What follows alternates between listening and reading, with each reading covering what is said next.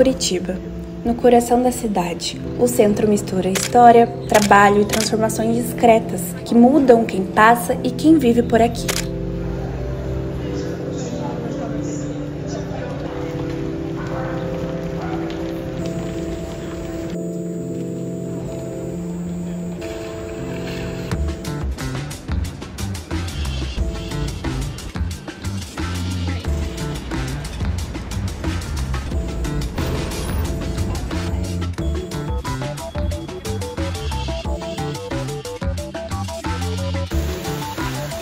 Entre novas obras, prédios antigos e mudanças econômicas, o ritmo do centro começou a se alterar.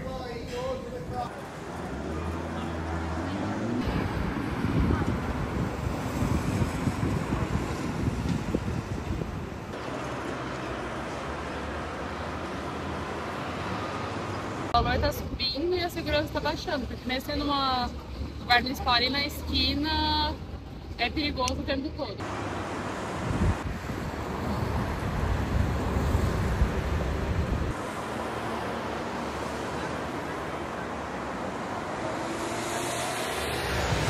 Amiga, vou ser bem sério pra você.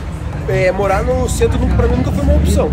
Porque como eu tenho duas crianças em casa, morar em apartamento pra mim não é viável. Então eu preciso de espaço, também não acho tão seguro. Onde eu moro é um bairro, tipo, por ser mais afastado do centro, mas nem tanto, 40 minutos do centro, é uma área segura. Você disse que o aluguel aqui no centro é muito caro. É mais caro. Tipo, pra morar em apartamento com criança não é viável. Na verdade, eu cresci em Pinhais e me identifico bastante lá com a cidade, né? Apesar de Curitiba ser uma cidade bem boa também. E quando você morava aqui, então, você via muito, tipo assim, essa questão de Airbnb? Bastante, inclusive no prédio que eu morava, era bastante apartamento alugado para Airbnb. Eu morava em flat, né? Então o prédio inteiro era Airbnb ou flat para estudantes, essas coisas. E era mais cheio no final do ano? Sim. Se fosse para analisar um ponto positivo, talvez seria o turismo, né?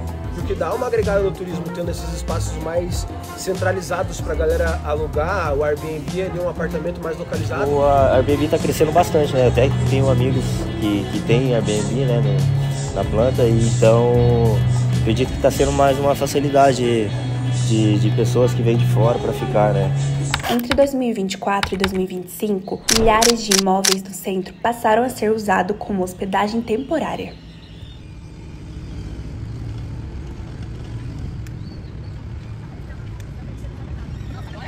Esse mercado está em pleno processo de crescimento, aumentando cada vez mais o número de construtoras construindo edifícios voltados para a locação de curta temporada no Airbnb, né? Então, com certeza é um mercado que está cada dia mais visado e os investidores estão mais interessados em investir em estúdios para locação de curta temporada, seja para turismo, trabalho ou investimento mesmo para pessoas que vêm do interior, de outras cidades ali, a fazer cursos e etc. Isso influencia o preço do aluguel tradicional? Acredito que não, porque o grupo tradicional, da locação tradicional, é de famílias, estudantes, que vão ficar ali pelo menos por 4, 5 anos, 2 anos no mínimo de moradia, né? E o público de Airbnb é outro público, é um público que vai ficar poucos dias, às vezes 1 ou 2 meses, então não é um público tão fiel assim.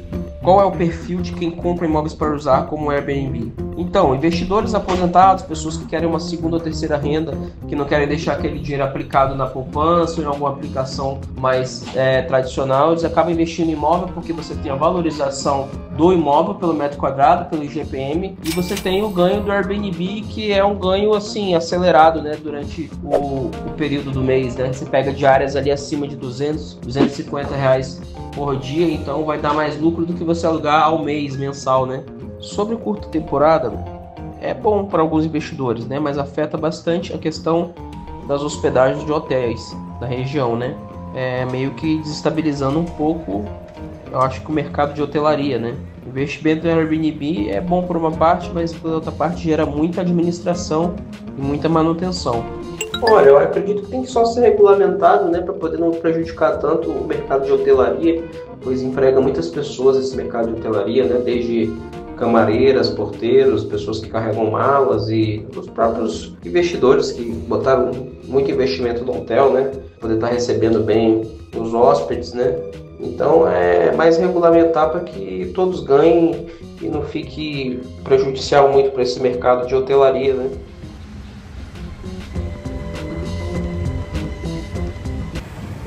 Não sabia, não. Não imaginava. Nunca imaginei. Eu sei que tem Airbnb, mas eu não sei qual que é o impacto disso. Se o modelo de negócio cobrar por diária, ele é mais lucrativo, ele é muito mais em conta para um investidor do que botar a mesma moradia num aluguel tradicional, perene, para uma família que vai morar lá ao longo de muito tempo. Então ela influencia nesse componente do déficit. Aí, a partir do momento em que o investidor percebe, olha, o meu colega que está lá investindo em Airbnb está conseguindo ter muita rentabilidade, fazendo muito dinheiro, isso leva a um redirecionamento da produção do estoque habitacional no centro da cidade. Então, se você prestar atenção nos tapumes que estão no centro da cidade hoje, você vai ver muitos anúncios de micro apartamentos, aquilo que é abaixo de 50 metros quadrados. Aqui em Curitiba a gente tem apartamentos de 9 metros quadrados, de 17 metros quadrados aqui do outro lado da rua, principalmente perto das universidades, perto dos shoppings, perto dos eixos de transporte. Então isso é um efeito para a cidade, porque você tem um redirecionamento da produção imobiliária, se faz menos imóveis de tamanhos convencionais para famílias convencionais com mais pessoas e muito mais micro imóveis para esse mercado de investidores e de plataformas em gerais, não apenas o Airbnb. Há um projeto de lei hoje em discussão na Câmara de Vereadores que ele é um modelo muito parecido com o que as cidades europeias já fizeram. Várias cidades europeias já se movimentaram no sentido de tentar conter a atuação do Airbnb. Se você olhar para o caso de Barcelona, ele é o mais extremo de todos, porque eles vão banir de uma vez por todas, a partir de 2028, o estoque do Airbnb passa a ser zero, justamente para conter o avanço dos preços dos aluguéis. Outras cidades, elas limitam quantos dias por ano você pode colocar um imóvel no Airbnb. Parece interessante num primeiro momento, porque você pensaria assim, ok, então se esse investidor só vai poder alugar 120 dias por ano, e nos outros 240 dias, o que ele faz? Não vai estar tendo rentabilidade, então o negócio deixa de ser lucrativo. Por outro lado, é perigoso, porque você corre o risco de fazer com que ele loque o Airbnb nesses 120 dias e deixe o apartamento vazio no resto do ano. E o apartamento vazio é pior do que o apartamento com o Airbnb, porque o turismo, ele não é um vilão, ele não é o vilão dos nossos problemas de urbanização. Ele gera algum problema de aumento de custo de aluguel, mas ele é muito importante do ponto de vista econômico. Você tem que pensar no dono do bar, o dono do restaurante, o dono da loja de presente, o motorista de Uber, todo mundo que trabalha com o comércio orientado para o turismo. E o Airbnb, ele é parte do setor de turismo. Então, o mais impactado é o morador local, que não tem uma casa própria sua, ele vive de aluguel e ele vai ver o preço do aluguel dele subindo junto à medida que o turismo avançar sobre o bairro onde ele mora. Então, na prática, você está tendo um grupo de investidor que está olhando para esse produto imobiliário como um investimento, e isso entra em contradição com o morador local que está olhando para aquele mesmo produto como moradia, como lar, como casa. Então ela é o próprio processo de financiarização, porque aí o interesse do investidor, evidentemente, ele vem primeiro do que nossos interesses de bem-estar social, de aluguel justo ou de acesso à moradia. E pior ainda, não é nem investidor brasileiro, porque a gente está falando de duas empresas exógenas, estrangeiras, que elas estão vindo aqui extrair o seu lucro de uma cidade brasileira que não é nem o lugar onde essa empresa está gerando emprego ou recolhendo imposto ou outras coisas, né?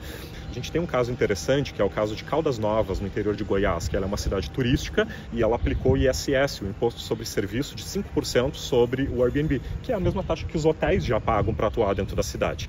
Então esse é um tipo de regulação interessante, porque ele ajuda, ele não está proibindo, mas ele também está colocando algum limite. Até onde eu consegui levantar por fontes jornalísticas, principalmente, eles não fizeram isso de bom coração, pensando no direito à cidade, em tornar o aluguel mais barato. Eles fizeram isso porque o setor hoteleiro pressionou. Ainda assim, é uma medida interessante, porque pelo menos está contribuindo com a arrecadação municipal.